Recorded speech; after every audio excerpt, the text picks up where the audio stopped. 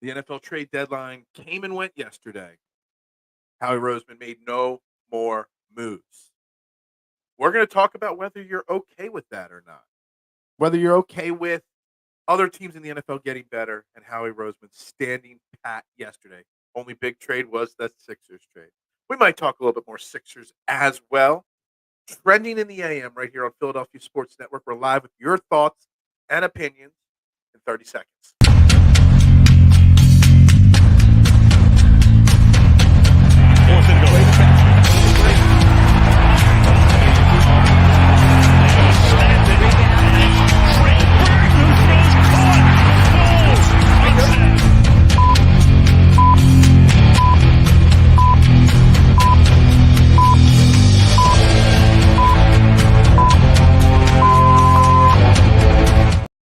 And a very good morning, everybody, and welcome to Trending in the AM right here on Philadelphia Sports Network, the only morning show in Philadelphia where your opinions actually matter. We're live, Facebook, YouTube.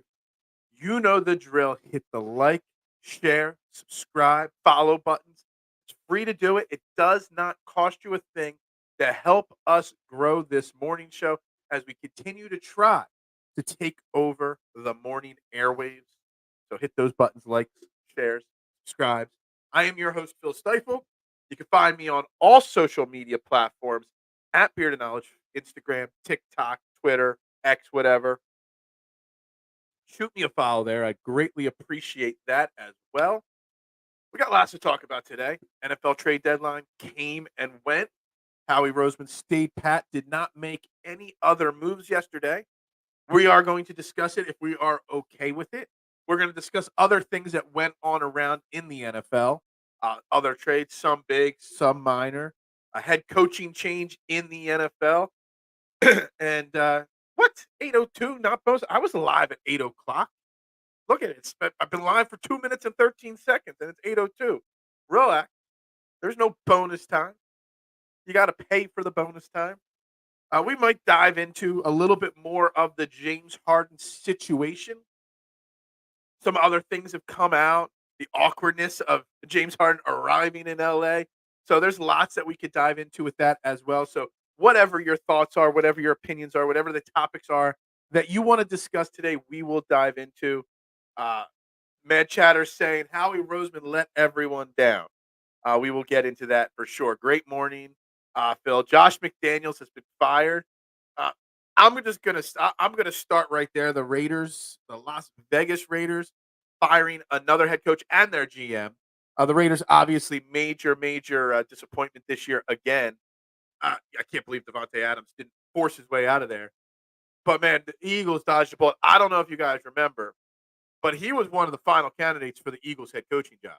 Before we even knew the name Nick Sirianni, Brian Dabble, Josh McDaniels, all these names were coming in and interviewing.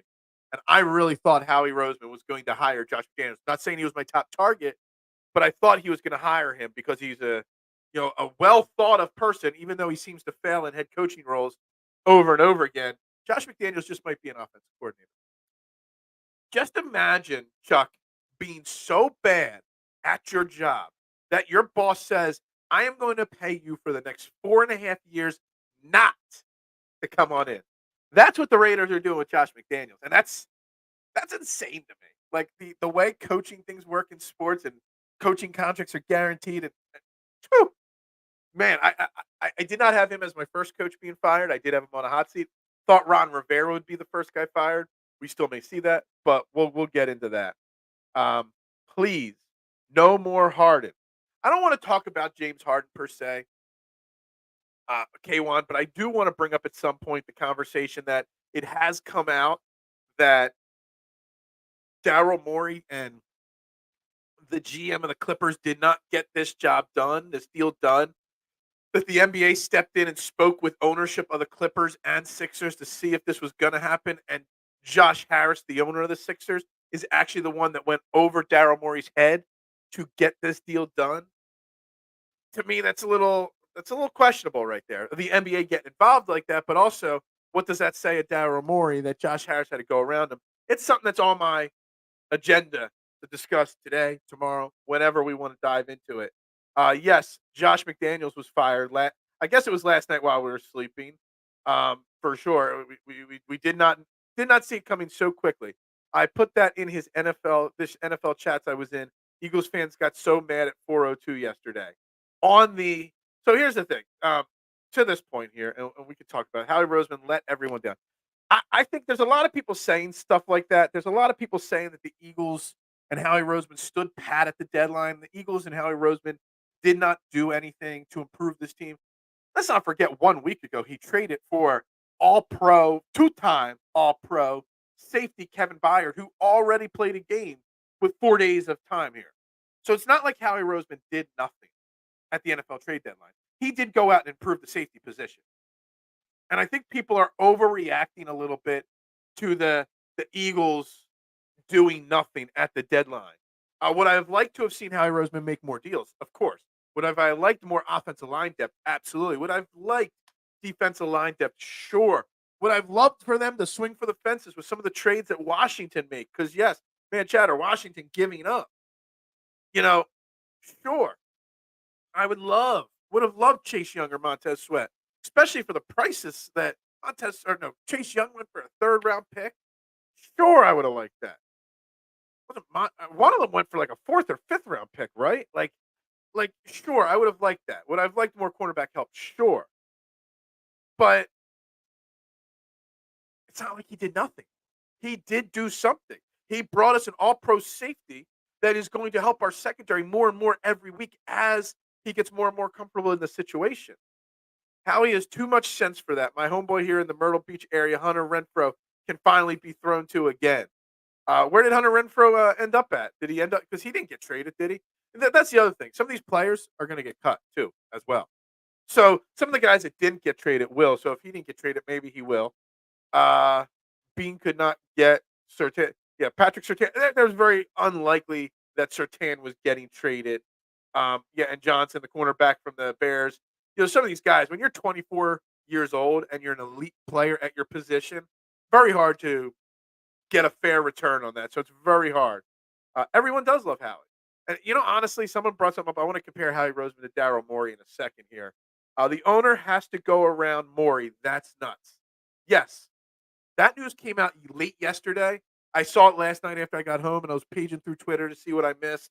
The conversation that Josh Harris went around because the NBA officials, Adam Silver, wanted to see if this was really something to happen because they don't want this distraction happening. So then once the NBA got involved and the owners got involved, and they got a deal done because this was a deal that was on the table. I thought Bayard was a huge move. Getting Kevin Bayard was a huge move. Yet so many people think Howie Roseman just stand pat. He actually did make a major, major move. So I'm going to still give Howie Roseman the benefit of the doubt on that one. You can't do anything right in this city. Marshawn, some people always want more. You can't. You, they want, they get, and then they want more. Like you give them a little carrot, they want a second carrot. It says take one piece of candy from the basket on Halloween. Every kid takes two. It's not just in this city; it's everywhere. They just want more. Phil is correct. Whoa, shoot. What day is it today? K1 saying I'm right on something? Wow. I was just trolling. You're trolling. You're always trolling. K1, I've been upset at you since Sunday. That's funny. Chase Young recorded 0 across the board last game against Jordan Mailata, who has been inconsistent this year. Yeah, I mean, Jordan Mailata inconsistent this year. It's so funny, Marshawn, that you say that because I always say you take the PFF grades with a grain of salt. You use them when they help your argument, but you can use them when you're against. I think he's been inconsistent too this year, um, but yet he is the highest graded left tackle in the NFL right now through 8 weeks, which just goes to show that we see things differently than the PFF grades see them or grade them. It's kind of funny how PFF, it's such a big site, such a well-regarded site. Yet some of their numbers, man, they just don't work sometimes. Isn't Sweat and Reddick good enough at edge? They absolutely are. Um, but you always could use more. In this league, in a passing league, you always want more. You always want more edge rushers. You always want more pass rushers. Myrtle Beach Hunter, they call him. Do they? I wouldn't have known that. Brandon Bean spent a third from some quarterback. Bears are weird. They should have been sellers, and they spent I agree with you, Marshawn. It was weird, and they were buyers and sellers. They were trying to sell their cornerback, but they were buying a defense end. They got a load of cap space, so Montez Sweat they should have no problem re-signing, and they do have a lot of top 3 round draft picks, so they had the assets to trade for them. But you're selling. You don't know what you're doing with your quarterback situation. You got all this cap space. Why bring in a player like that? Like it was really confusing. Unless they find a way. And if you're Montez Sweat, you're either playing under the franchise tag next year or sign a long-term deal in Chicago. Do you really want to be in Chicago when you're a free agent? And you're like, yeah, it was crazy how that went down. It was Bill's chat. Everyone agreed in there.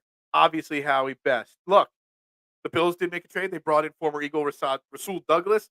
It's funny, all the teams that are facing the Eagles in coming weeks, the 49ers and the Bills, making moves to improve their defense before they get to have to play Philadelphia. So that was interesting. I was disappointed league wide with about the lack of action. Yeah, I mean, look, the NFL trade deadline has gotten a little bit more exciting over the years since they pushed it back to week 8, week 9. When it was week 3, it was never exciting at all. But the NFL trade deadline is never going to be what the NBA or Major League Baseball trade deadlines are, like super active. Maybe the NFL should consider pushing the NFL trade deadline back even further, maybe week 10, 11, so we really know who truly is sellers and who are really truly buyers. Because at this point, some teams are still 3-5, 4-4. Are they buyers? Are they sellers? Look, the Raiders are 3-5, and there was some hype for that team, and they fired their coach already. Like you just don't know where these teams are. The Washington, didn't know where they made their decisions based off of how Week 8's game against the Eagles went. Otherwise, they might have kept Montez Sweat and Chase Young if they won that game. It's really confusing time of the year for the NFL trade deadline, and I think that is why very often there isn't a lot of action. You look at Minnesota needed a quarterback with Kirk Cousins down for the year, and I'm going to give him credit, Kirk Cousins. I crush him all the time. But he tore his Achilles, and the next day he's out there. There was a prearranged autograph signing at the stadium for fans, and he was there in his scooter with his leg, braced up, still signing autographs the day after he blew his Achilles out. Mad props to Kirk Cousins, the man, for being a stand-up guy and not letting the kids and the fans down that were there to meet him. I agree, Phil. Some people wanted 2 first-round picks for a disgruntled player. Wait. Yeah, exactly. I get what you're getting at there.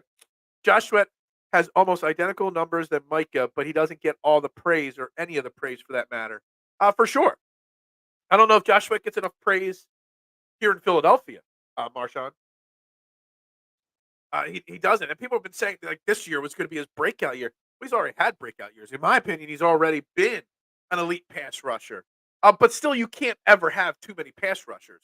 Honestly, at this point of the season, you always need more. Why is Rivera still high? I'm shocked that Ron Rivera. I mean, Washington is clearly cleaning house. The rumors have already come out that Josh Harris is going to clean house and start with new owner or new manager, new GM, a new direction with this team. They got a young quarterback that may or may not be the guy. They obviously traded 2 of their stud ends. They have 2 of their other guys, like their other 2 linemen, have been locked up long term already. So Ron Rivera might have been fired yesterday if it wasn't for the fact that Josh Harris was busy settling the James Harden situation. If he wasn't busy with that, it might have happened, and it might still happen pretty soon. I did read a report that Ron Rivera is basically just a figurehead and Eric Bieniemy in the locker room and in the game plan is actually technically the de facto head coach. He's like the underboss. He's the acting. Junior Soprano is the figurehead boss in The Sopranos, but really Tony Soprano ran the show. That's what's going on in DC right now, from what I am reading. Man Chatter agrees. Push back the deadline. If you pushed it back to week 10 or 11, you still got enough weeks with an 18 week, 17 game season to really get these new players integrated, and it gives you more time to find out if you're a buyer or a seller. If you're 3-7, you're more likely to be a seller than if you're 3-4. So, yeah. Why is Elton Brand still employed by the Sixers? I don't know. Is Elton Brand? He's just Daryl Morey's coffee boy. But you're going to see possibly, and this is, and I know we don't want to talk Sixers too much, but something that really concerns me, bothers me, worries me is that Josh Harris had to go over Daryl Morey's head to make this James Harden deal official and get it done with. But yet you're still employing Daryl Morey and Elton Brand, and now they have these 2 first-round picks that they could trade for another player. I don't know if I trust Daryl Morey making that decision. So it's something that worries me. It's something that bothers me. It's something that concerns me. It's something that I don't want Daryl Morey making those decisions unless he gets a benefit of the doubt from Josh Harris that his job's secure for the next 2, 3 years, which it wouldn't be if I was in charge. But that's another whole subject. Too many crap teams with GMs not getting picks. Josh Harris is processing the Washington Commanders. They'll get a top pick for the next 5 years before they finally get to the playoffs. Yeah, I mean, I'm surprised if they're going to trade those guys that they trade at Washington, and they're going to go into a rebuild mode to an extent, bring in a new coach and GM and whatever they're going to do this offseason, that they didn't try to move more pieces like Terry McLaurin or, you know, Antonio Gibson or Logan Thomas. I'm surprised they didn't move some more pieces on the offense, too. I know you want to keep Sam Howell, with something to throw to and stuff, but I'm surprised more moves didn't happen. And if Josh Harris wasn't busy, they might have. They might have made more moves. Micah, I believe, has 6.5 sacks, and Josh Sweat, yeah, it's 6 to 5.5 for both Josh Sweat and Hassan Reddick. So they're a half a sack behind. I saw a stat yesterday. Somebody posted a graphic comparing Micah's stats this year to I think it was Hassan Reddick's, and Josh Sweat's right there too. Their numbers are exactly the same at this point. So yeah, but Rivera is the GM as well as Ron Rivera makes the personnel decisions in Washington too. Look, I don't know enough about Washington to know that if that's accurate. Well, that might be their problem right there. If the owners can squeeze any money out of it, a trade deadline date change is inevitable. Chuck, first off, I think it's inevitable. Period. Based off of the conversation we're having here so far today, but also a conversation we've had a couple times now over the last couple weeks of the NFL eventually probably putting in an 18th game, maybe even a second bye, so it might become a 20-week season. Um, if you're going to extend it to 18 games, then you definitely have to push it back immediately. But yeah, like a week 11, I would say a week 11 where every team's played at least 10 games, some 11. I think that would be a good number. So basically, push it back 2 more weeks. And I think you would see a little bit more action. But I don't think the NFL trade deadline will ever get to the level of excitement that the NBA trade deadline or the MLB trade deadline gets to. You're not going to see, 10, 15, 20 trades coming in the last hour because it's just a different league. It's a different way of doing business and the salary. There's so much that goes into it that I don't think you'll ever see it be that exciting. Not defending Josh Harris, but I have to believe the league wanted this resolved. I said this yesterday, and I said this to a lot of people. They did not want this going on with this new. I called it. I was listening back on yesterday's show a little bit, and I called it a play-in tournament yesterday. The new in-season tournament. They wanted no distractions for this big in-season tournament that they're making such an unnecessarily big deal about. But again, the league stepping into the Sixers matters. Maybe it's because I don't listen to sports talk in other cities. But does the NBA step in on other teams across the league as much as they do with the Sixers? It's kind of frustrating to an extent that they step in so frequently. Like, why do they worry about our business so much and nobody else? They don't step in LeBron James situations. They didn't step in Kyrie Irving situations when he was being Kyrie Irving. They don't step in anywhere else around the league. But yet they're always putting their nose in our business. Hassan Reddick is having a better statistical year through 8 weeks this year than last season. I wouldn't be surprised. I mean, he went the beginning of the year last year with no sacks as well. He's playing the run. I don't know if you've noticed it, Marshawn, but he's definitely in the backfield on running plays. He's had a couple big tackles for loss. He had 2 tackles for loss last week and no sacks. So he's getting into the backfield. He's getting the pressure. The only thing that our front four isn't doing is actually getting home on the quarterback regularly. They're getting stuck. They're getting almost sacks and whatnot, as we've talked about. Son Reddick's having a very, very damn good year. It'll be interesting to see what they do with his contract after the season. NBA trade deadline is the gold standard, and I'm not sure why it is such a big deal. I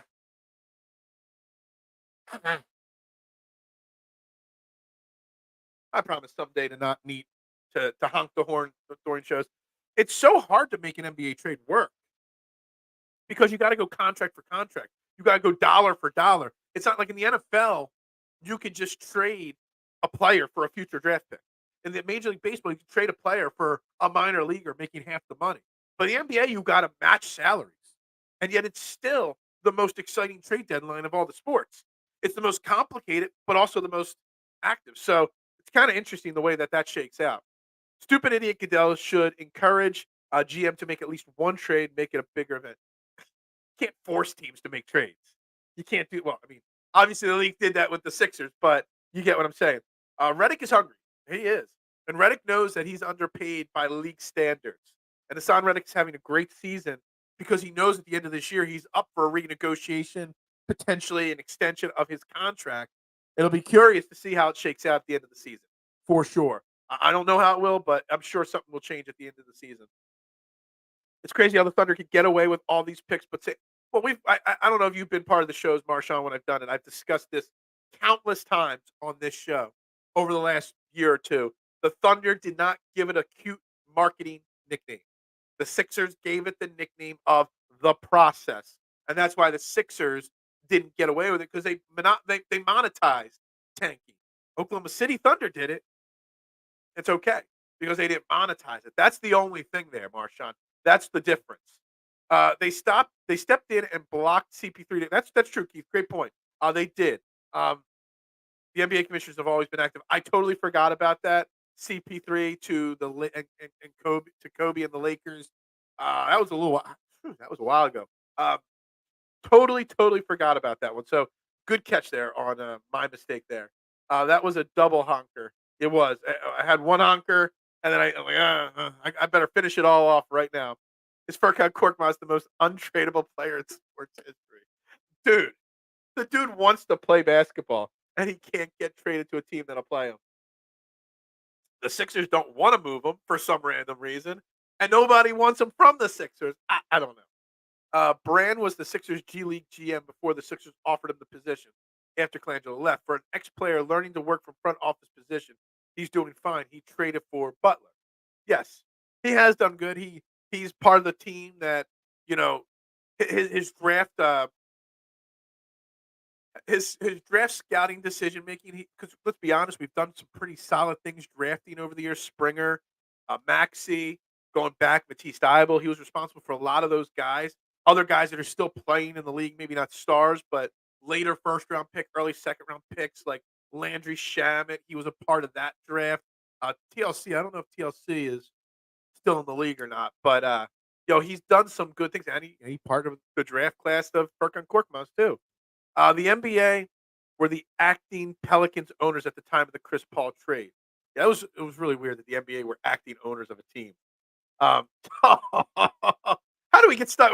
We're trying to have an Eagles conversation here, and we got stuck on the NBA again. Elton Brand is greater than Elton John. Oh, that's a 5-minute timeout for K1. Um, I don't have any problem with Elton Brand. To an extent, I feel bad for Elton Brand that he's stuck behind Daryl Morey because Daryl Morey is technically not the GM. He's the president of basketball operations, so he's not technically the guy in charge of making these decisions. He just makes all the decisions, and that he goes over Brand's head on every single decision. He also let Butler walk and used that money to pay Al Horford when Brogdon cost a lot less money. I love the way you phrased this, Marshawn, um, because you said he let Butler walk and used that money on Al Horford. Because most people say he let Butler walk and use that money on Tobias Harris, which is not the case.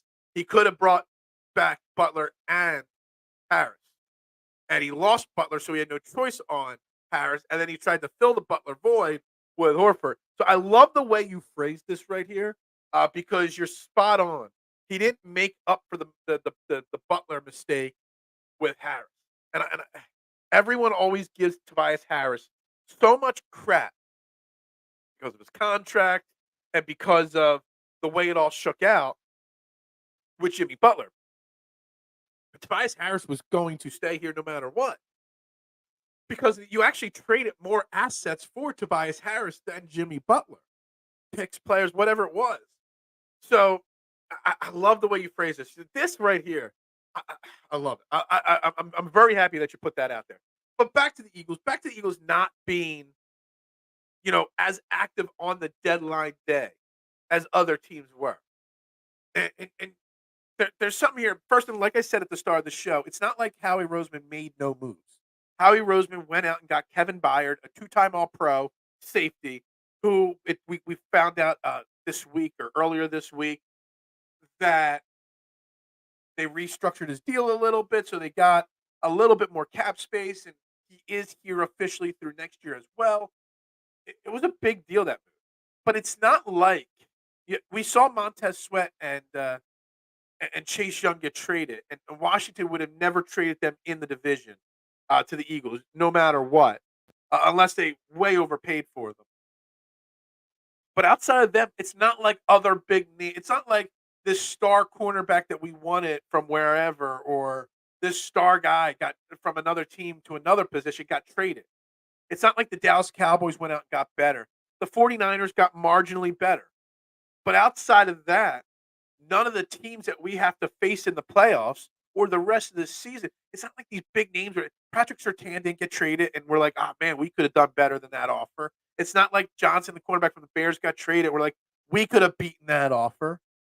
It's not like a stud wide receiver got traded, and we're like, we could have beat that offer. And that's the thing. It's not like these big names were getting moving and Howie went quiet. Nobody got traded. The only big names that got traded were the two big linemen from Washington, and they were never coming to Philly. Washington would have never done that deal. So I think that Howie Roseman you got to grade his trade deadline decisions pretty highly because of the Kevin Byard trade. They were going to pay Tobias Harris regardless. We can argue Butler didn't want to be here. Yeah, exactly. To use that money was crazy. Even Al Horford was surprised that Allen paid him a lot. Yeah, exactly. Harris was staying no matter what. And Butler didn't want to be here because of Brett Brown and because of Ben Simmons. We've discussed. I'm over discussing the Jimmy Butler saga. I'd rather talk about Jimmy Butler's hair than anything else. And shout out to Shaq for his Halloween costume. Going with the Butler hair, love it. Love it. I might have to go. Maybe I could get a wig and that could be my Halloween costume on Saturday night for a party I got to go to. I got the Butler jersey right there anyway. Elton Brand didn't let Butler leave. Jimmy Butler never wanted to be in Philly. No NBA stars want to play in Philly except for Embiid. I'm not going to say no stars want to play in Philly. That I think is pushing it a little bit. The ones that have been available at the right moments, and I think Jimmy Butler wanted to be here. He wanted to be here without Ben Simmons and Brett Brown, and Elton Brand chose Brett Brown and Ben Simmons over Jimmy Butler. Hindsight's 2020. It was the wrong decision, for sure. Phil, and chat. What can I expect out of Rasul cornerback guy? Yeah. So what can you expect out of Rasul Douglas, the cornerback you guys traded for? He's an okay cornerback. Basically, I love this. He's basically slightly better than Jalen Mills. Who's Jalen Mills playing for right now, K1? Is he still with the Patriots? I don't even know. But yeah, Rasul Douglas is a guy, he's going to get burned sometimes. He's an aggressive ball hawk type cornerback. He's not as great as the elite cornerbacks. So he makes some good picks. I think that there was one season in Green Bay after he left Philly, he had like 7 interceptions or something like that. So he's a good cornerback. He's going to get beat sometimes, and he's going to make big plays. It's a boom or bust every play with him. And he's getting older.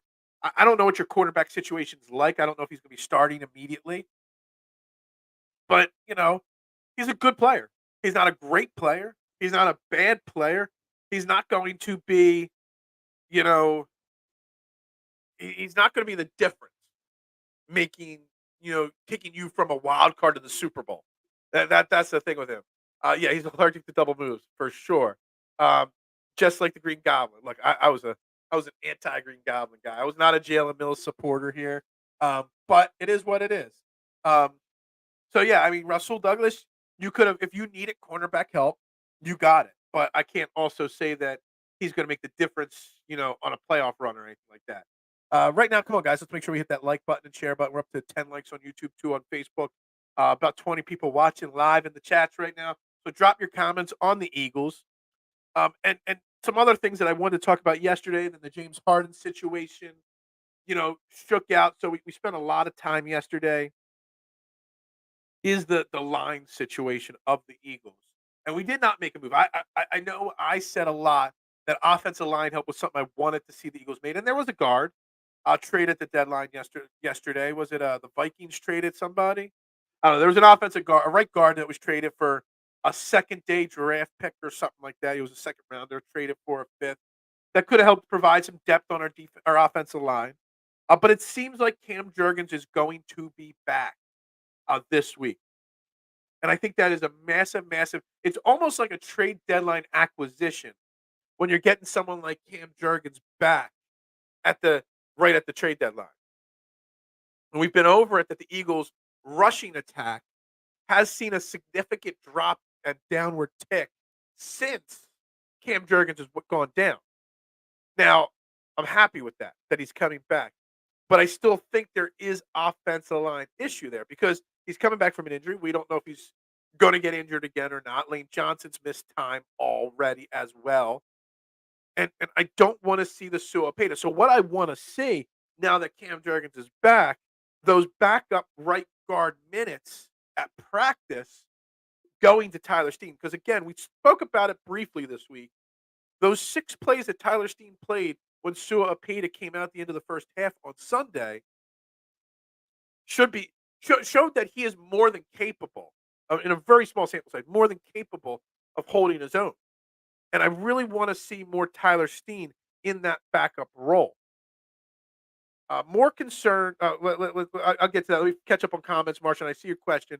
Elam, our first round bust is benched. Can't give him away. Josh Harris picked Simmons and Brown over Jimmy. Brand wanted to trade Simmons early. Harris vetoed it. Okay, that might be accurate, Keith, as well. Um, Keith, keeping me in check all the time. When random things pop into my head and I say them and they're wrong. Look, everybody was wrong. Well, not everybody. I should say everybody in the Sixers organization was wrong on Ben Simmons and Brett Brown. There's no doubt about it. Who knows what the Sixers organization would have been like that after that 19 season if we moved on from Brett Brown and Ben Simmons and kept Jimmy Butler. Who knows? Or if we just ran it, if we convinced Jimmy Butler to stay and I still firmly believe that if we just ran back that team, we win the title the next year with Redick, Butler, all the pieces. I think we win the title the next year. Trey White 2 games and IR for year after year. Okay, we don't need too much details on the Bills. More concerned with Carter and Davis 23 injuries. Yes, yes, and this is why I put defensive line so high on my priority list at the trade deadline. Now I don't know if they have intention to bring back the Dominican Sue or Linville Joseph or another player like them. You got rid of a part of your rotation on that defensive line in Catavia Street, who he played like 8, 10 snaps a game. He's not an inside guy; he's more of an outside guy. But still, you took away from that line rotation. Jalen Carter should be okay, is what they're saying out of the NovaCare complex. That he seemed to be, you know, trending in the right direction for Dallas week. And Jordan Davis has been banged up a lot already this year and last year. So yes, I am concerned like you, but the Eagles making no moves tells me they have a plan. Whether it's bringing in somebody or whether it's, you know, that they're not as concerned with the injuries as we seem to be. That to me tell that the lack of moves tell me sometimes more than what we realize. Yeah, Rasul is no replacement for White. Yeah, exactly. But he's a good player, bro. We have Moro. Do I say it right? Moro Ojomo. Is that Ojomo? Um, yeah, you might see a little bit more of Moro Ojomo now. I guess they seem to be very high on this guy until I see it on the field more consistently or see him get more minutes. I don't know if I'm ready, or I have no proof of what good or bad from him outside of training camp, and I don't buy the training camp hype. This is all Reddick's fault. Up 1, and he gets a wide open 3 in game 4, and he bricks it. Could have gone up 3 run. I've never heard anybody blame JJ Redick for it. As I'm reading your comment, I read it. I don't pre-read these comments. I don't pre-screen them. I put it up, and we're back to Eagles for a second, and I see this is all Reddick's fault. I'm like, what is Marshawn blaming on Hassan Reddick? And I'm like, I read the rest of the comment. I'm like, we're talking JJ Reddick here. I gotcha. I'm a fan of the game. I know every team reasonably well. You can humor me. Look, I don't know the Bills well enough, man. Chatter, I don't. Um, we all love you, man. Chatter. One of the original Core 12. I'm not too concerned about Hurts. I believe he will play Sunday. Same with Carter. Hurts. Yeah, Hurts is definitely playing on Sunday. I don't. I don't think we have any worries about Jalen Hurts playing on Sunday. I know the knee is banged up, but yeah, he's playing on Sunday. Um, Jalen Carter will play on Sunday, most likely. It seems like Jordan Davis probably will as well. Look, you'll see a lot of the banged up guys play on Sunday if they can go because it's the game before the bye. Then we're on bye next week, and whatever nicks and bangs and bumps and bruises they got, they can rest up on their bye week. It's great to have a bye week later in the season for a team like this. So yeah, they'll use the bye week to get healthy, but it'll be all hands on deck for Dallas because it is Dallas week, guys. We barely dove into Dallas week, and I was thinking about the Halloween game in 1993, Eagles Dallas, because that was a Dallas week. It was on Halloween. Emmett Smith rushed for like 230 yards against us. Pouring rain. Ken O'Brien was the quarterback of the Eagles. Heath Sherman was the leading rusher on that team. And former Buffalo Bills man chatter, James Lofton, was the leading receiver of the Eagles in that game. And we just got smoked in that game.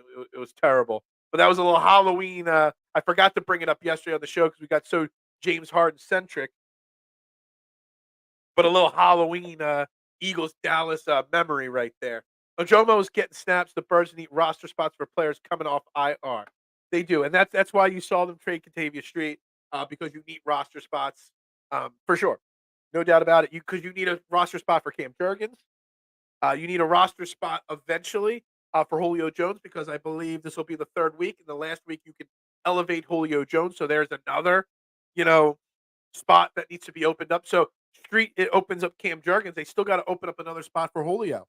So it'll be interesting to see how the roster shakes out over the next couple of weeks. Calcaterra went on IR. We might see Aqua. I made a tweet about it and no one understood. I'm like, we might see Aqua Bowman hashtag Core 12. Only ones that'll get it on Twitter. Um, Grant Calcaterra will probably go on IR. Came out that he got a concussion in the last game. And supposedly Grant Calcaterra has a major concussion history from college and before college that he's missed significant time of his career before he got to the pros with concussions. So we might actually see Aqua Bowman, but Calcaterra's been averaging 1 to 4 snaps a game. Aqua Bowman might be on the field for Dallas week. You might finally see it. We'll all get our wish. We'll have to see what the anytime touchdown number is on Aqua Bowman for Sunday. I'm just worried on how the defense coordinator calls the game. You can't defenses that gives up the underneath all game. You can't defend the defenses that give up. I think that's what you are trying to say. Drew, I'm going to disagree with you because we've been giving up the underneath all year, and it's the bend don't break style of defense. It's the way the NFL is going. If your cornerbacks aren't quick enough to keep up with the quick wide receivers, you got to play off. You got to let them stay in front. We beat the Dolphins by playing soft defense on Tyreek Hill and Jalen Waddle, not letting them get over the top. Tyreek Hill had 10 catches, but less than 100 yards. So I think we all get upset far too often on the playing off the line of scrimmage from the cornerbacks. I really do, including me, because I've complained about it. I've complained about sticks defense, and giving up the underneath game, two totally different things. On 3rd and 16, I don't want to see my cornerbacks playing 18 yards off, but giving them 5-7 yards of space at the line, um, it's kind of like a new way of doing things in the NFL because the wide receivers are faster and faster, and you got to be able to keep them in front of you. Let the let the field shorten up in the red zone or in the 30-yard line, make it a little easier for your defense. Let them get into the red zone. Let them kick field goals while you're scoring touchdowns, and you win football games. So I cannot criticize. We can criticize little details about the defense, but we're 7-1 at this point, so it's very hard to criticize whatever defense is being used by Sean Desai because outside of last week, there were some things I didn't like from Sean Desai last week. Uh, but I'm game to continue to give it time because it's working with the final results. It's going to be a great game. Eagles Dallas. Talk about show. I feel like we haven't had a stress free week yet, and it's going to have to. We're going to have to wait till the bye for a stress free week for football because there's no way that if Washington doesn't give us a stress free week, there's no way Dallas is going to give us a stress free week. We know it's going to be a tough game. 4:25 prime time. Dallas in Philly. November. I don't know what's the weather going to be like. I have the game cast up. Maybe it'll say here on here. It is going to be 58 and mostly sunny. So by the time the sun sets, and the temperature is gonna drop, so it'll be cooler. It's gonna be a tough. It's gonna be a fun, tough game, cold game. I love it. Who doesn't love Eagles Cowboys in November? It's great. Defense is gonna show up. I hope so. Look, Dallas has got a tough team. We might criticize them. We might criticize Jerry Jones. We might criticize Mike McCarthy. We might criticize all of them. But Dak Prescott is still a very capable quarterback. We've seen him do it. CeeDee Lamb, there's Dallas people saying that CeeDee Lamb is having a better season than AJ Brown. They're insane by saying that. I don't think we've given enough credit to how great AJ Brown has been this year. But CeeDee Lamb is still a great top 10 cornerback in the NFL, or wide receiver in the NFL. They have a good defense. Micah Parsons still has to be stopped. So, it's going to be a hard fought game. This game is not primetime. It's the 4:25 game of the week on Fox. Just so you know, so that's what time it is. Eagles should be primetime going forward. Yeah, I mean, there's a bad Sunday night, Monday night football games coming up. Yeah, AJ Brown 125 yards again. Would it be 7 weeks in a row? Wow. Um, but I will say, I don't think we're giving, somebody, my man Carter from Kata Media, Kata Hot, him on TikTok sent me a DM the other day. Is it an understatement or an overreaction to say AJ Brown's better than T.O.? I'm like, it's definitely not an understatement or an overreaction to say he's better than T.O.'s Eagles career already. I mean, I think the league and the world is, hyping up this 6 games, 125 yards, but I don't think they're hyping it up enough. Like AJ Brown is the third favorite to win Offensive Player of the Year in the NFL right now. I think he's 10-1, third best odds. Uh, you know, he might be having the best season of the last couple of years of wide receivers. I mean, it's insane how good of a season he is having, and I don't think we give it enough credit. This Eagles Cowboys so great. Please own them. We're going to try our best. I'm going to be out in the field trying my best. I'm going to be loud on my couch. Cowboys can't run. They have one legit wide receiver. We will crush them. I love the confidence, K1. I'm not ready for predictions. We're still 2 days away from predictions and stuff and conversations here. But I, if we're not going to crush Washington Commanders, we're not crushing the Dallas Cowboys. Dallas Cowboys are still a good team. They are. They're not a great team, but they're still a really good team. Stop stressing. I can't. Dude, always stressing. That's what we do. We do it. Desai is part of the Fangio tree, so giving up that underneath is part of the game plan. We had the same thing under Gad, and we already knew that this defense would be similar to last year. Duck spot on. I think too many people forget about Desai's, where he comes from and what his philosophies are.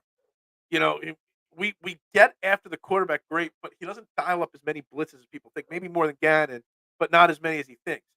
Desai's, greatness comes from his ability to make adjustments at halftime. He didn't do it last week against Washington, but over the course of the season, for the most part, he's done a fantastic job making adjustments at the half. And that's why we've seen so many times, even last week. I know we gave up 14 fourth quarter points, but one of those touchdowns was less than a minute and a half left in the game. Garbage time. We basically let them score there. Not let them score, but we didn't play hard-nosed defense. The game was already over. So we basically gave up 7 second-half points last week. So again, even though he didn't do a great job, he still did a good enough job to, shut the defense down. We've seen so many times this year that the second half has given up 7 or less. The defense has given up 7 or less points in the second half. So I think we need to give Showing the side plenty of credit, plenty of leeway here. Buddies with a guy with no hesitation saying it's Eagles' best wide receiver duo ever. I don't know about ever. I would have to do a deep thought process on ever. But man, Devontae Smith and AJ Brown, it's a great duo, man. It's great. When when I watched this week, I said, "Dang, cheat code, dude!" That one-handed catch that AJ Brown made in the end zone for the touchdown. I know I already said it this week, but I'll say it again. I have no idea how he caught it. Like, I thought the instant replay was going to show that he was out or he bobbled it or that it was super close. Dude, he had room to spare. Like, it was like one of the most perfect throws I've ever seen. We always see the segment on ESPN, you got mossed. Well, I don't think he mossed the cornerback on that play, AJ Brown, but I think that deserves his own the one-handed catch segment. That one-handed catch should be talked about in the same breath as Odell Beckham's one big one-handed catch that he made. And he's still living off that, that hype. And he hasn't lived up to that hype since then, OBJ. But I think it was that difficult and that amazing to catch it. And I don't think we realize it. Sam Howell made plays. The Eagles D assumes that the offense will eventually make mistakes. 2 drop passes, a few missed throws, and the interception proved them right. Yeah. Look, I mean, we're a couple of those drops, Keith, from that we having a totally different week. It was a third or fourth down late in the fourth quarter, and Terry McLaurin had a big drop over the middle that would have been a first down. And it wasn't a perfect throw, but it was a drop and a mistake. And, great teams don't make those mistakes. Good teams or bad teams do. So it is what it is. We got out of there with a win. A win's a win in the end in the NFL. And here we are facing Dallas week, and we're 7-1 going to week 9. Which reminds me, I haven't done power rankings yet. Let me get caught up on the comments, and I did late last night put out my power rankings for this week. Guess who's number 1? Our Philadelphia Eagles. I would have to review the old film. T.O. could wrestle the ball, perfect body type, but I can't think of it. Look, T.O.'s body type is similar to A.J. Brown. They're both big body, strong receivers. A.J. Brown wrestles the ball. Perfect body type, speed. Like, they are literally, eerily similar, T.O. and A.J. Brown. T.O. had a lot more drama and baggage with him than A.J. Brown, though. And that's what separates them, I guess, as a receiver. A.J. Brown never played with a great quarterback in Tennessee. He's showing out with Hurts. Absolutely. I mean, look, Ryan Tannehill in Tennessee, I mean, I feel he gets a bad rap because people expect him to be better than he is. He was never going to be great, but he was early in his career. He was a pretty athletic guy. I mean, people forget that Ryan Tannehill didn't start playing quarterback till his junior year of college. So he was kind of learning on the fly, even in the NFL to an extent. So, yeah, but he was never going to be great. So, but he was solid and average. And Tennessee focused on the run game a lot with Derrick Henry. So that took away from A.J. Brown a little as well. I wouldn't sleep, but Philly will show up, fix the turnover and red zone issues, and we're going to be. If they fix the red zone issues and play calling, they fix the turnovers, Davon. This Eagles team might be unstoppable, like literally unstoppable if they fix. Hell, even the red zone issues don't concern me as much as the turnovers, because the turnover issue. Tell me a team that's had this many turnovers in a season from their quarterback alone. Take the running back fumbles out of the equation. Tell me a team that has a quarterback that's got 7 or 8 interceptions, multiple fumbles through 8 weeks of the season, and is 7-1. Like, it's hard to imagine. It just goes to show the grit and the determination and the never losing focus that this Eagles team has, that even when they make mistakes, it's not a domino effect. It's not like quicksand. There's a replacements reference for you there. You make one mistake and then you start sinking, and then you try to struggle to sink, get out of the quicksand, and you keep sinking harder and harder and making more and more mistakes. Like, find me a team in the history of the NFL that's had this many turnovers from their quarterback and that's been 7-1. It's insane. So they clean up the turnover turnover issue. They might be unfreaking stoppable. And I'm not going to lie on that one. I think Desai made adjustments, but Bieniemy made better in game. That could be part of it too. Look, let's give Eric Bieniemy credit. I mean, the de facto head coach in Washington, the soon-to-be interim head coach in Washington. He was held back in KC. I think there's some personal things there also with Bieniemy that kept him from being a head coach in the NFL. But he's getting his shot to shine and prove that it wasn't just Patrick Mahomes. A bad Washington team with a questionable quarterback, a really good wide receiver, but a questionable quarterback, and they're moving the football. They're not winning games, but they're moving the football. So I'll give him credit too. Most of the passing yards given up was underneath anyway. Exactly, and I'm okay with it. It's a bend don't break style. Make the big plays when necessary. Hassan Reddick, big sack at the end of the game when necessary. I saw somebody post something. I don't even remember what the stat was, but Hassan Reddick is the number one defensive lineman or edge rusher or whatever in the NFL in the final 2 minutes of football games. And he's the highest graded edge or whatever in that stretch. And that's pretty awesome. Um, Only thing that hurt my heart is that Jets game hurts us. Yeah, I mean, I'm still not over it. Um, but yeah, absolutely. Power rankings. Let's go. All right, let me clear up these last couple comments, and we will get to the power rankings. Eagles are definitely number one in them. Was any doubt when that would happen? I agree. It's a big issue, but we still focus on what matters: the win. Exactly. But will there bees with the quick? Will there bees with the quicksand? Is there bees in quicksand? I don't know. I was in quicksand once, and it sucked. Just so you know, a long story that I don't even know if I could get into it. Dak will come through for us when it matters.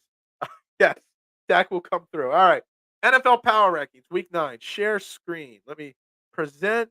Share screen. Which one is it? There we go. There are my NFL Power Rankings, Week 9 edition. And is there any doubt whatsoever that the Philadelphia Eagles would be number one? No, there is not. I put the Dolphins at number 2, even though we beat them. And of all the 2 lost teams, I had to bump the Chiefs down because of their loss. Losing to the Broncos is a travesty, so I bumped them down to 4. The Jaguars are now 5 wins or 6 wins in a row. I forget, whatever it is.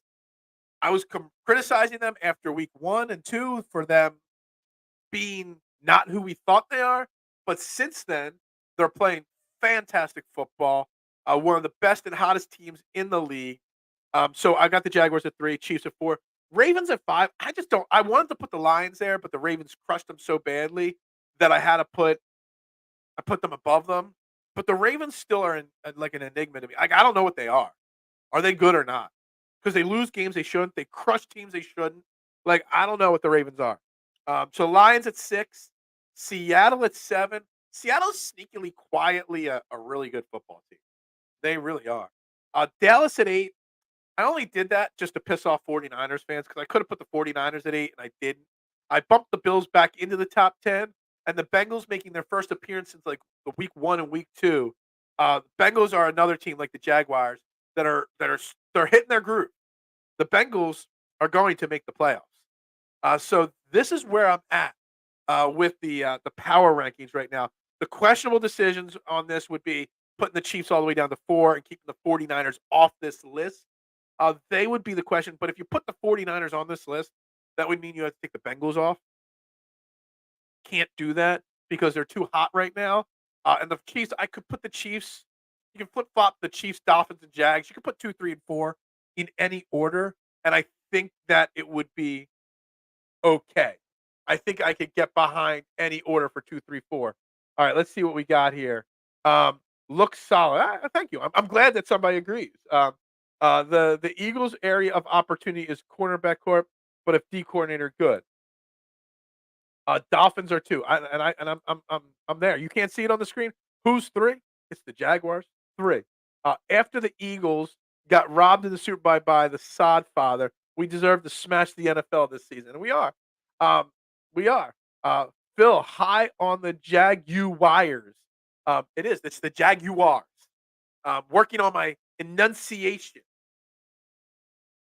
trying to make sure I enunciate every single word that I say on the show. Jags bolster the line. Yup. Top 5. What does it say? Top 5 now. Ravens. Yeah, I'm thinking about it. Davon saying it's gonna be a Philly and Miami Super Bowl. Manifest it.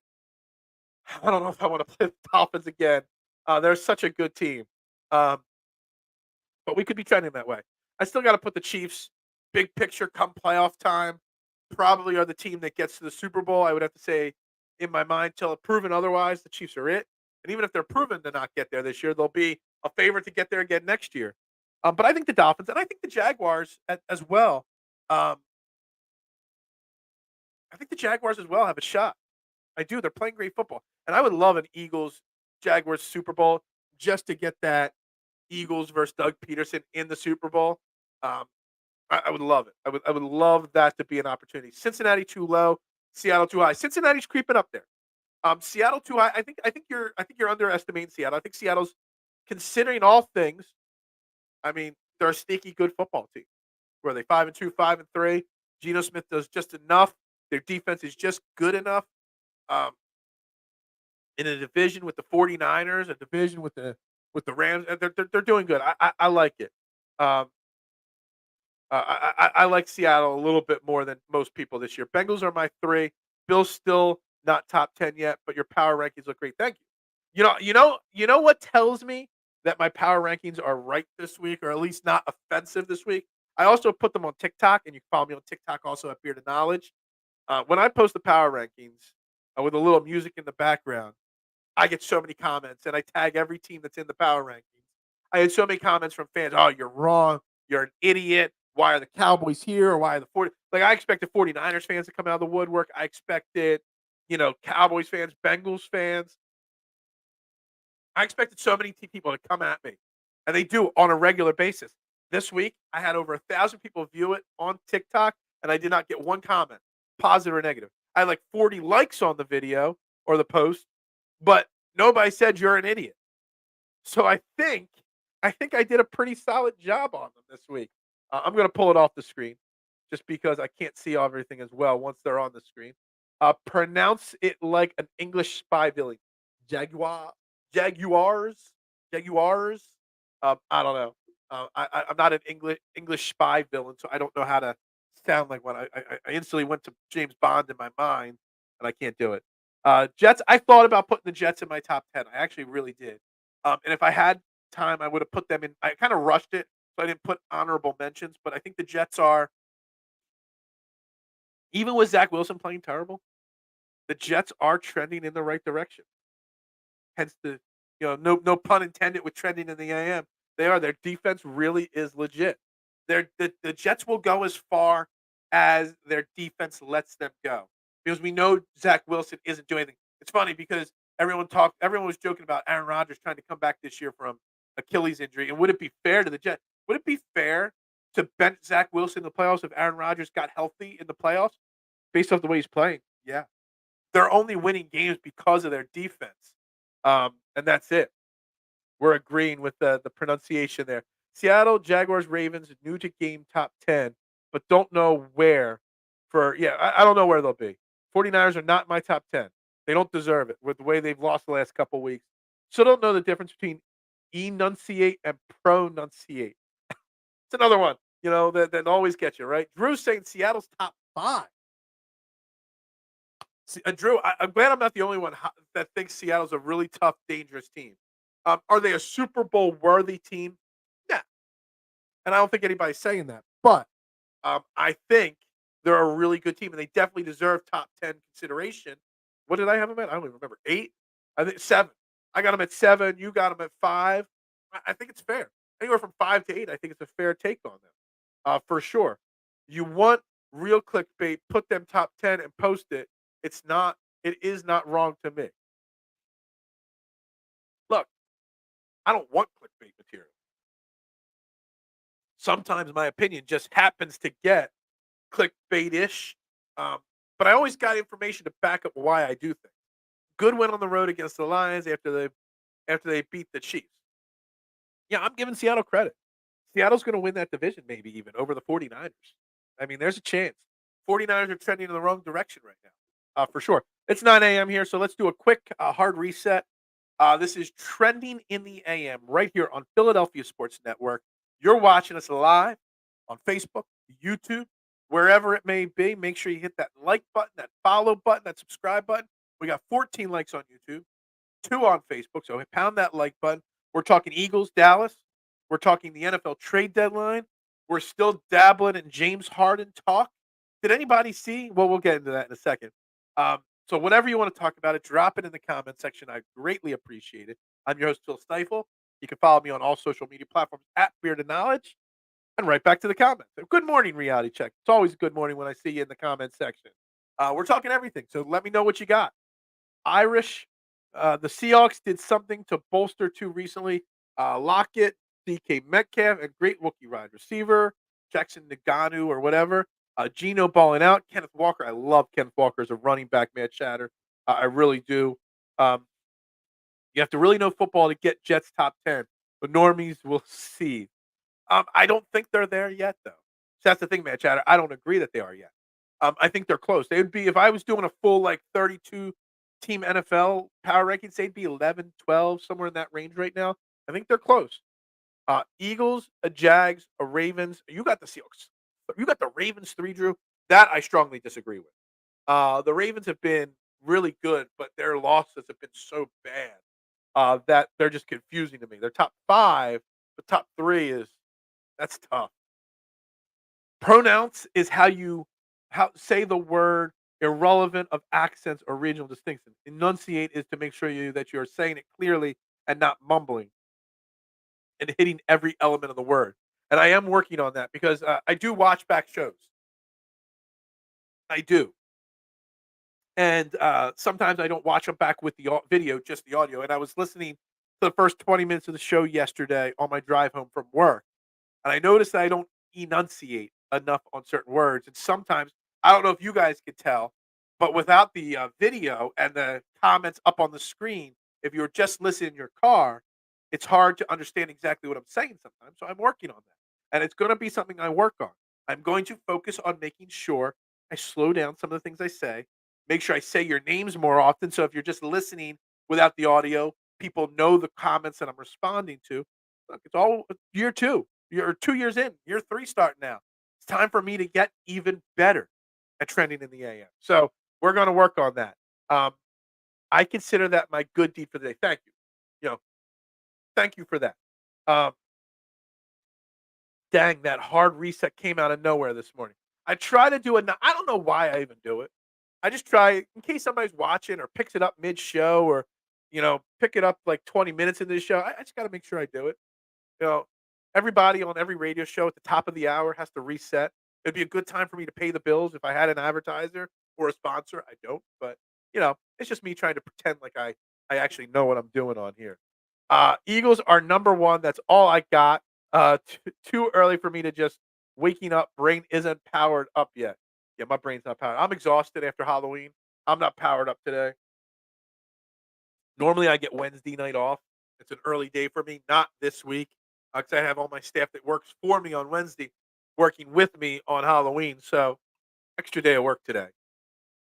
Not looking forward to it. I hope we run the ball more on Sunday with Swift. Well, if Cam Jurgens is back like he's supposed to be, I bet you we see a more distinct difference in the running game, a more effective running game. I don't think there's anything. I don't think there's. I think there's something to it that once Cam Jurgens went down, the running game dropped significantly. Good morning, Eric. Welcome to the show. Eric waits, resets his brain, gets up, and comes right on in here. Red zone issues, Swift. There you go. Yeah, I mean, look, the red zone issues. It's not Swift or Kenneth Gainwell. It's the play call and the personnel usages, and that's what it is. That's the problem. Um, that is where I see the issues. Like the field gets shortened and the defense has some sort of an advantage, but in the Eagles situation, it should.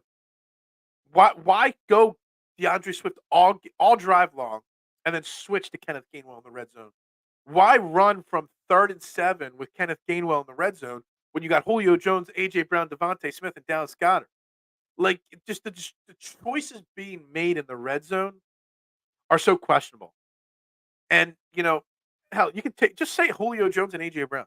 You got 2 of the biggest targets in the world in the red zone, 2 of the strongest bleepers in the world in the red zone, and you're going to run the ball with Kenneth Gainwell. Which I looked more into what Nick Sirianni said and did or didn't do with Kenneth Gainwell about the DMing fans at halftime, and it really made me think a little bit.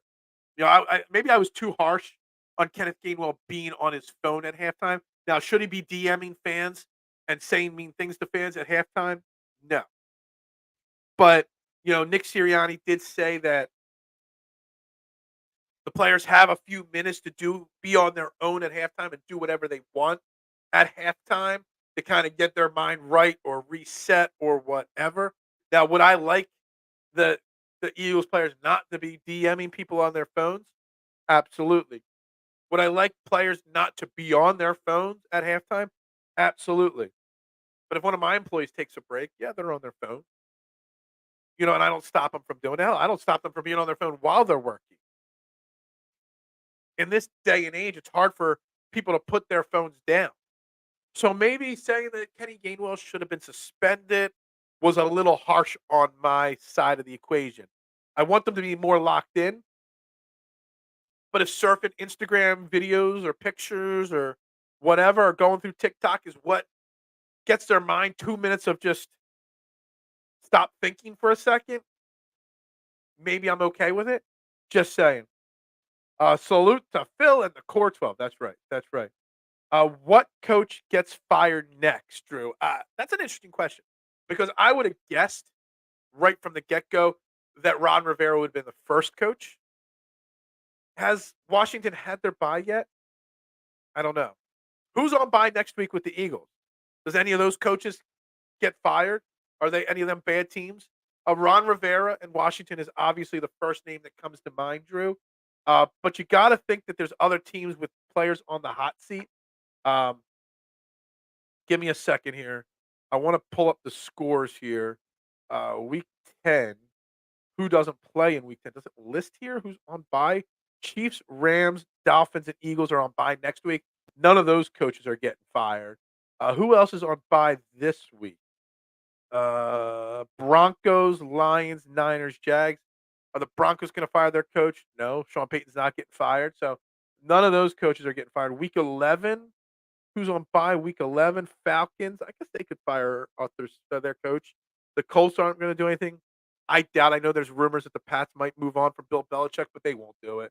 Saints aren't going to do it. I don't know. Washington still is the team to me that moves on from their coach first. I'm looking at standings. I thought the Chargers might move on from Staley, but they've won a game. They're still second in their division, so they might not anytime soon. I wonder if Brian Daboll's on the hot seat in New York. I mean, there was a lot of hype, and they're just struggling, and it is his second year. So I don't know. Maybe. I don't know. I thought there was a lot of coaches going to get fired, but now I'm seeing things the way the league's shaking out. It really is just Ron Rivera at this point. Maybe in 3 or 4 weeks, some other guys go, but right now, in the next week or two, Ron Rivera is it. K1, my guy. Yeah, everybody loves K1. Your hard reset is like a palate cleanser and gives you time to switch gears. Exactly, it does. And you see it on the radio all the time. Resets at the top of the hour. I just preparing myself for that moment when I get a sponsor that I have to run an ad at the reset time at the top of the hour someday. I like the reset. It also lets you know it's 9 o'clock. It lets you know that now it's 9:09, the final 21 minutes of the show. It lets you know that there's 30 minutes left. So you better get those comments in as the show starts to we build up to 9 o'clock, and then at 9 o'clock it starts to slow down. Howie and Harris are best GMs in Philly. Um, Harris, Josh Harris is a GM now. He's just the owner. There's something I wanted to get into. Daryl Morey and, and Howie Roseman. So, I criticized Daryl Morey a lot yesterday with this whole James Harden situation. And, I spent a lot of time talking about how Daryl Morey did well. It turns out Josh Harris did well and finally moving on from James Harden. But all Daryl Morey did was fix his mistakes. And so not only did I talk about it, but I tweeted a lot about it yesterday as well. And a lot of people came at me. Mark Mascatelli, who's been on the show before. It's like, well, Howie Roseman gets all this time to fix his mistakes and doesn't get criticized for some of his mistakes and how he had to fix them. And I had an instant answer. that Howie Roseman gets the benefit of the doubt to fix his mistakes over Daryl Morey because Howie Roseman's won a Super Bowl now as a general manager. He's taken the team to 2 Super Bowls in the last 6 years. He gets the benefit of the doubt. Daryl Morey does not get the benefit of the doubt that Howie Roseman does because what has Daryl Morey ever won? Not just in Philly, anywhere. Nothing. All he's done is trade for James Harden twice in his career as a GM. And so anybody that wants to criticize me for saying that I'm too harsh on Daryl Morey and not harsh enough on Howie Roseman or vice versa, Howie Roseman's got the track record now. So he gets the benefit of the doubt for as long as he needs to now. And I wanted to make sure I put that out there. And I want to know if you guys agree with that Howie Roseman gets the benefit of the doubt because he has won a Super Bowl and then taken another team to a Super Bowl. First time in 10 years where kids actually came to the door and we don't have any candy left. Yay. That's cool. Yeah, I love seeing all the pictures of, you know, I don't have kids, but friends, family that post pictures of their kids and their Halloween stash on social media. And every year, one person posted their picture and in their Halloween stash, their bags of chips and Cheetos and a bottle of water. Who hands out bottles of water to kids trick or treating? That's like the ultimate, like, shit, I'm out of candy, or I forgot it was Halloween. Let me go open my fridge and see what I can pull out. Oh, we'll pull out a bottle of water. You always got somebody that puts fruit in there, whatever. But who puts bottle of water in kids' candy bags? Like, seriously, it's Halloween. Give out candy or close your doors. Who gives a blank if you say Jaguars right? We live in a world where people text with stupid language and making up new words every day, and people are worried if you say Jaguar right. It was just funny. We were just goofing around with it. I'm glad they stepped in. Morey would have ended up trading James for 2 boxes of crumble cookies. Yeah, I guess. I don't know. I think he would have held out firm or ended up with this anyway. The league stepped in because they just didn't want the distraction. And it just seems like again, and Keith caught me and said, yes, they stepped in on the Chris Paul Lakers thing, which I didn't think they should have done that. 2 teams want to make a trade, and it follows the rules, the guidelines in the CBA. Let them do it. The NBA just loves to finagle in Philly Sixers business all the time. This is why you need a big back for those hard to get 5 yards to goal. The goal line situation. Yeah, that's what you got Rashad Penny for. And I think that everyone's like, well, Howie didn't make any trades yesterday. Breaking news, he did make a trade. He traded for Kevin Byard. But it doesn't mean Howie Roseman's done. There's going to be players cut now. There's going to be players that are put on waivers now. Howie Roseman's there's free agents available out there that could be signed off their couches, just like last year with Linville Joseph and Dominic Sue. So I'm not assuming that this Eagles roster is complete as is.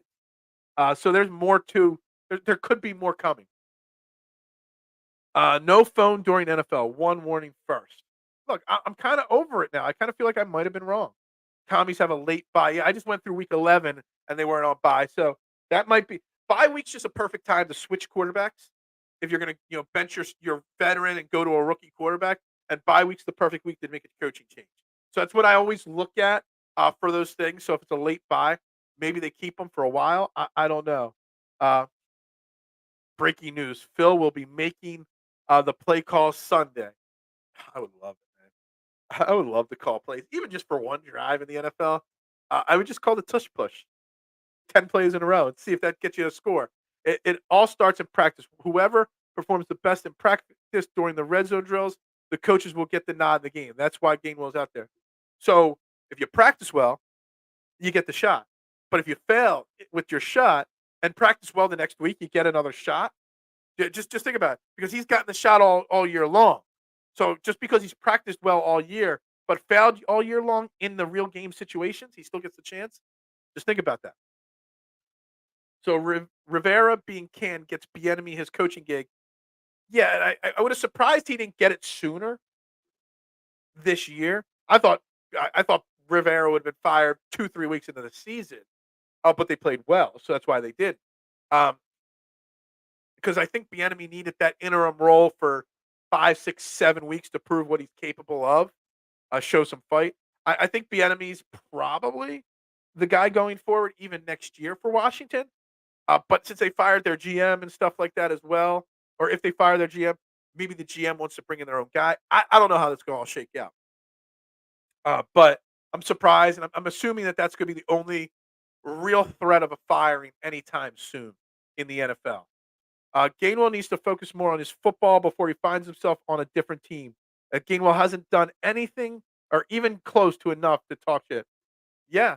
But you know what? Also, on the flip side of it, why are fans DMing players? We've talked about this in the past on previous networks and the bullying of Jalen Reagor and the things that fans get on their keyboards and say things to players and entertainers and social people with no fear in the world because you're not going to say that to Kenny Gainwell's face. You're not going to call these players bums to their faces, but you get behind your keyboard, you call keyboard warriors, and they say anything. So maybe also the fans are a little bit to blame here. They feel like they could say and do whatever they want with no repercussions. Sometimes players, Kenny Gainwell was having a bad game. He saw his DM, saw an awful comment, and overreacted to it without a doubt. And he shouldn't have been on his phone and doing that in the first place, of course. But what's the fans doing that for? Fans are doing that to egg players on, hoping for a reaction. Fans got the reaction they wanted. That fan is now a more famous person than he was before. That's the problem too. Is there's the fans are allowed to say whatever they want behind a keyboard. If Bieniemy is the heir apparent, why not get the ball rolling already? Yeah, exactly. I mean, because it's Washington. Whatever. Josh Harris was too busy yesterday getting the Daryl Morey, James Harden situation situated. Now that that's over with, he won't care about basketball for a few weeks. What about Joel Embiid getting fined $35,000 for the DX? You know what? Chop $35,000. Come on. There's more important things to be doing in the NBA than worrying about celebrating the DX chop. People have been doing the DX chop for 25 years now.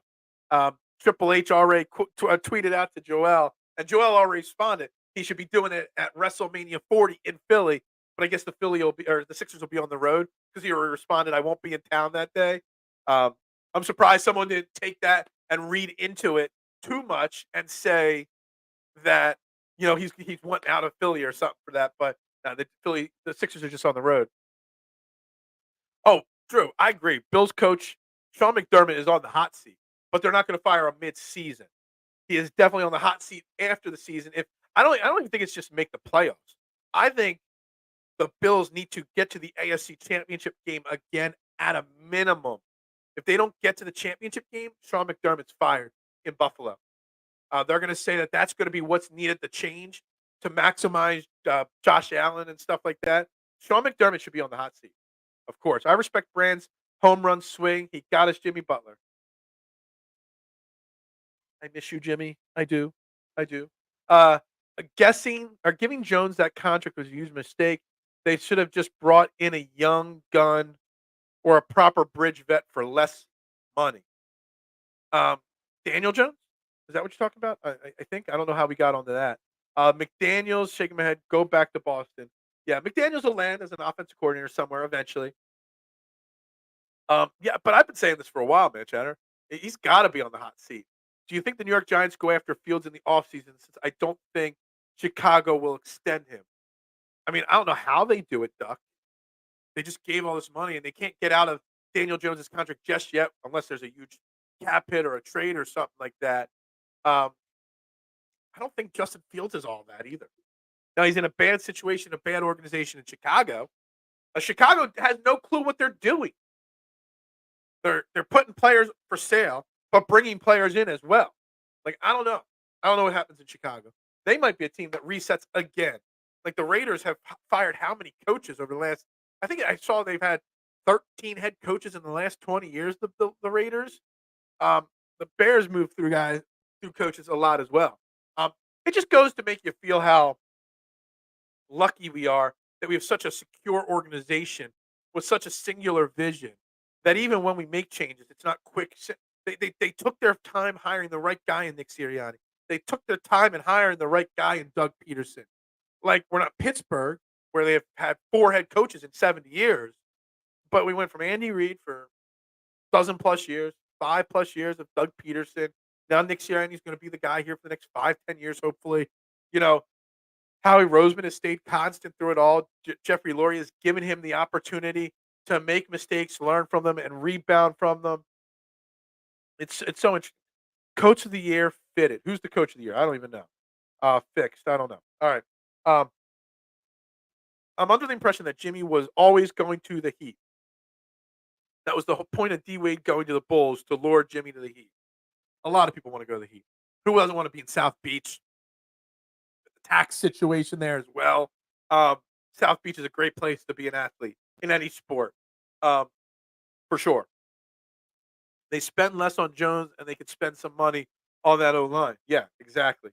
They should have just look. Tyree Taylor is better than Daniel Jones. Hell, the rookie that came in when Tyree Taylor got hurt is better than Daniel Jones. Daniel Jones is. I wanted to say coming in this year was an okay quarterback, but he's just not. He's just so bad. But it's also part of the organization with bad drafting, bad free agent signs, not protecting him at the offensive line, not getting him real weapons. There's a lot that goes into it that Daniel Jones stinks. Howie also took a ton of crap for the Kelly years. He did. He did. And that's where that whole, we give him the benefit of the doubt, but we don't give Daryl Morey, or I don't give Daryl Morey. But eventually Howie did get that championship eventually. So you kind of got to give him the benefit of the doubt. So, there's that. Howie has also been with the team since forever. He's got equity with Laurie. Yeah, like Howie Roseman's like Jeffrey Lurie's son that he never had, even though he had a son. Just kidding. Um, they're tied up. He's going to continue to give him, and it's keeping that singular vision. Him and Laurie know what the goal is, and they're on that same page. Always, always. Bottle of what? The Giants' issue is Mara. DJ wanted a contract this past offseason. When he didn't get one, DJ went straight to Mara, and a few days later, DJ was 160 more. Yeah, I love that Jeffrey Lurie stays out of the business for the most part. He puts his 2 cents in here and there, but that's it. What's this rumor going around about Harris? Josh Harris. There's some rumors floating around. It's not been yes, this happened, but some big wigs around the NBA have said, like big time reporters, like the Woj types, that the NBA called Josh Harris and Morrow or whatever the guy's name is that owns the Clippers, Ballamore, and said, "Yo, is this going to seriously potentially happen?" And he spoke with the owners and said, "Get the deal done if it is." So Josh Harris made the deal with the Clippers to trade James Harden yesterday or Sunday night, not Daryl Morey. Daryl Morey was supposedly against this trade going down when it did. So there's something to that. And if that happened, I wouldn't be surprised if Daryl Morey's gone eventually here.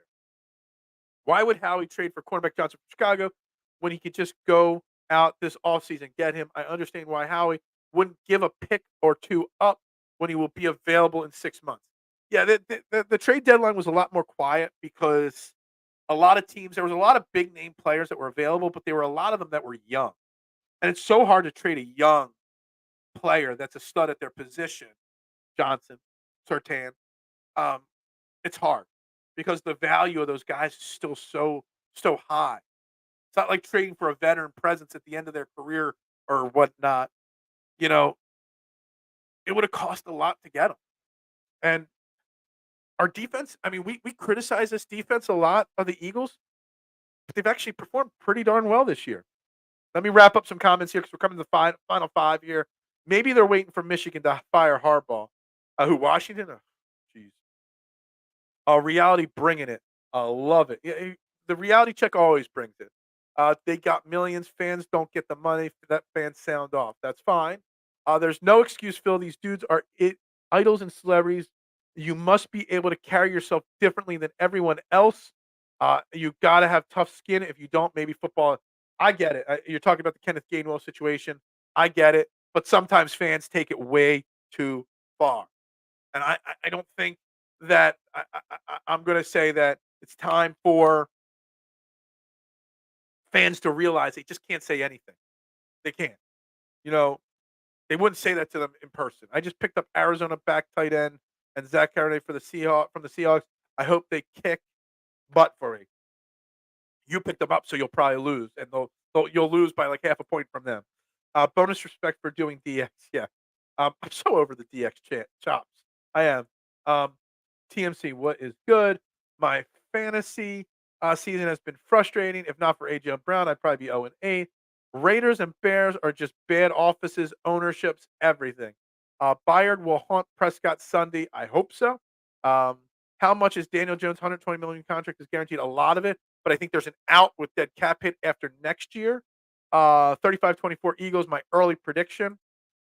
We'll see. It's a 3-point game right now, line wise. Over unders at like 46, I think.